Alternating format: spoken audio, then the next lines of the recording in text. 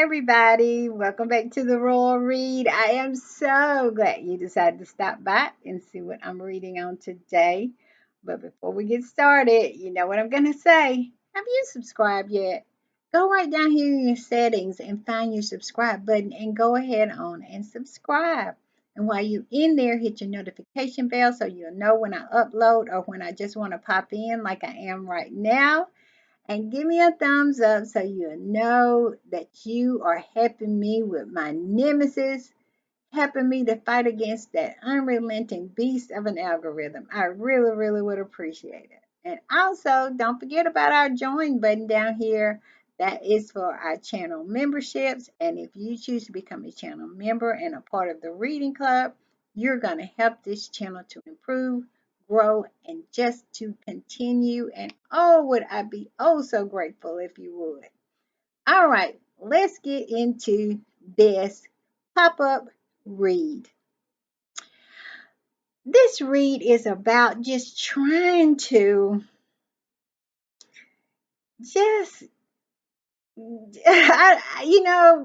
this trip to Colombia has just been so good. If it was a baseball game, Harry and Meghan would be considered home run hitters. They hit it out of the park. I mean, every day consistently, they hit a home run. So I want to talk about the last day, and it was just so beautiful. I found this article on OK Magazine that talks about the last day. And I'm going to jump in and out, but I'm going to comment, and I'm definitely going to post a lot of beautiful pictures throughout this podcast. It's going to be a short podcast because I do plan on doing a longer one on some things I want to talk about over there in the UK, but I just want to take a moment, take a breath to take in what we have experienced these past 4 days. It's just been a beautiful, beautiful thing. The pictures, oh my goodness, the pictures alone of this beautiful, beautiful country, Colombia. Ah, it's just been wonderful. But let's get into this article. Like I said, it was from OK. And then I kind of hit around on my views about what happened. It says, Prince Harry and Meghan Markle's best moment from the final day of Colombia tour. Now, I heard that the so-called left behinds wanted them to stop calling it a tour because one of the commentators on GB News said he called it a tour. And then he said, oh, the royal family don't want us to call it a tour.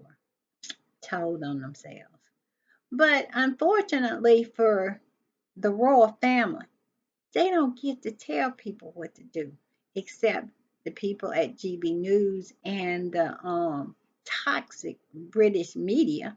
And they get to tell them what to do, but they don't get to tell anybody else what to do. And this particular article called it a tour, and I love that for us. Okay, let's go on. It says Prince Harry and Meghan Markle closed out their 4-day tour of Colombia, which began on Thursday, August 15th, and concluded on August 18th. The Duke and Duchess of Sussex has been able to experience much of the cultural delights of the South American nation, interacting with its citizens, visiting its schools and festivals, learning new skills, and promoting the work of their Archwell Foundation. Exactly. And they have hit every mark. They came there with an agenda. They just wasn't walking around, and having other people set things up for them. They came there with an agenda, things that they wanted to promote. in ways that they wanted to help. That is the difference. I heard one of the Rotorats talking, saying that, oh, this is a quasi royal tour or a DUI royal tour. Well, if this is what you call a DUI royal tour, well, the palace needs to take note and start going down to Home Depot and get some tools and rebuild what they got over there. Because from what I see, Harry and Meghan knows what they're doing. Harry and Meghan and their people did it right. To me, they took it to another level. Royal tours have never been this good ever. Harry and Meghan elevated what they call royal tours. So while you're trying to disparage this trip and call it a DUI, I think you need to take some lessons. And I bet you they were. I bet they were huddled in the offices with their notepads, absolutely taking notes. And we are going to be subjected to will not and cannot soon replicating everything that they saw on this trip, because if you think that they weren't sitting down taking notes, they absolutely was. Will not probably was in a room, a dark room somewhere, rocking back and forth and repeating Harry's name because he clearly has issue with his brother, because he could not stand Harry dancing down that hill. When Harry came out and started to dance, William started to walk around like a zombie with his cup of salty tears. We all know he has his cup of salty tears, and he'd take them to the news media, and of course the flying monkeys came to the call, and they he sent them out and they were in force. But do we care? Absolutely not. We don't care, not one iota, because of what Harry and Meghan has done. They have set the bar so high that these people will never be able to touch it. And I just love that for them. Let's go on. It says, to recap the third day, they headed to the northern city of Cartagena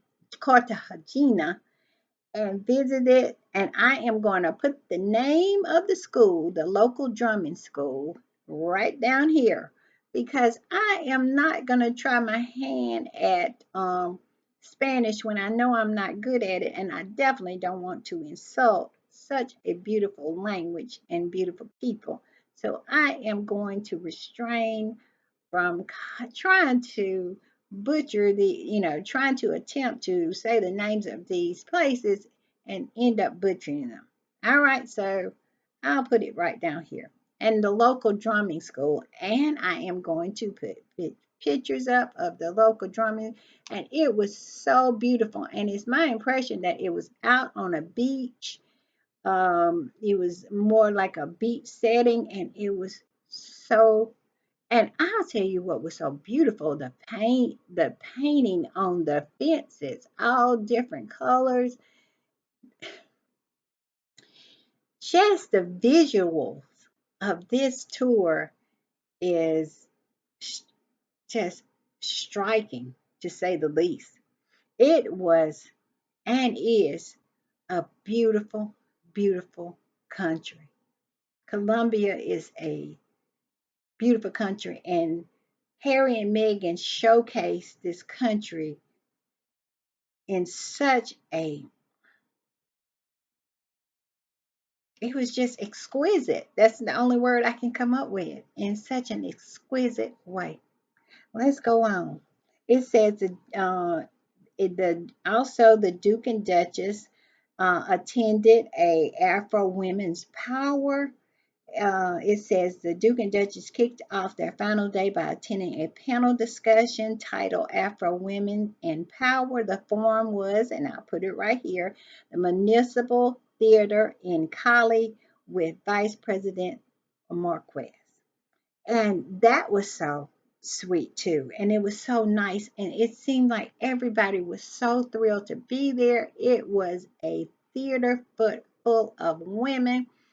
And it was, well, I know men that was there too, but mostly Afro, uh, with Afro heritage women. And it was so beautiful to see. And Megan took the stage and spoke in fluent Spanish. And I just loved every bit of it. Megan sit there and and it seemed like everybody, she did a great job because it's not easy to speak without speaking with an accent, or and people have a hard time distinguishing what you're trying to say. Megan just and riddled it right out, and it was beautiful. The Spanish language is already a very beautiful language anyway, and Megan speaking it, oh my goodness, it was so beautiful. And and she talked about Lily, and she talked about her mother Doria that inspires her. And it was just a wonderful, wonderful forum. Harry later joined her up there. They took pictures. It was wonderful. And they had a segment here about where it says Megan is a girl's girl, and Megan is a girl's girl. Megan is a girl's girl. But we all know that is a person in that family is not a girl's girl. The one who said it was the hardest thing she ever did was to do that walkabout with Megan after the queen died. That one, that's not a girl's girl. She is more of always looking at other women as competition, someone to bring down, someone to compare herself with and to compete with. Megan is a girl's girl. Megan is a type of person when if you raise when the water rise, all boats rise with it. She is a person who wants to empower women because she knows when one woman is empowered, all women can be empowered. Megan is a girl's girl. It says the Duchess had a heartwarming, candid moment when she got up during the panel and walked off of the wings and turned the fan for the women on stage, eliciting laughter from the crowd as she said in Spanish that the women on stage deserve some cool air. That's Megan in a nutshell, thinking of others. And she is not so exalted that she doesn't feel that she can help others. She can't think of others. Now, she could have played the role of, I'm so much better than you, and ask somebody else to do that with the fan. But she got up and did it herself. That says everything I need to know about Megan. And it's wonderful. And they talked about for the second engagement of the day, the Duke and Duchess arrived at, and I'm going to put it down here, it's a youth organization in the city that the Duke and Duchess set in on salsa. And if you go on X, it is so many, many videos posted of Harry and Meghan dancing with each other. And I'm telling you, they're pretty good, and also with the kids there too. And everybody seemed like they were so thrilled to have them. And I love that. And I'm going to post some pictures. And the perfect ending was Megan. They went to this festival, and I'm going to put the name right down here. And Harry spoke in Spanish and was telling the people, well, thanking the people for their graciousness and kindness to him and Meghan. And he said a few words, a few sentences in Spanish, but then he turned to Meghan and told Meghan that she was going to have to be his interpreter. And Meghan turned around and interpreted everything that Harry had said to the audience.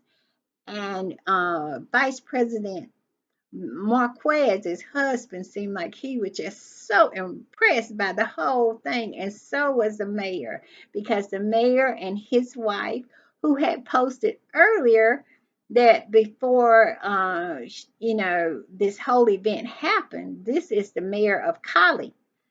Cali, she had posted how excited she was to meet Meghan, and she was trying to contemplate what she was going to wear to meet Meghan. She was so excited.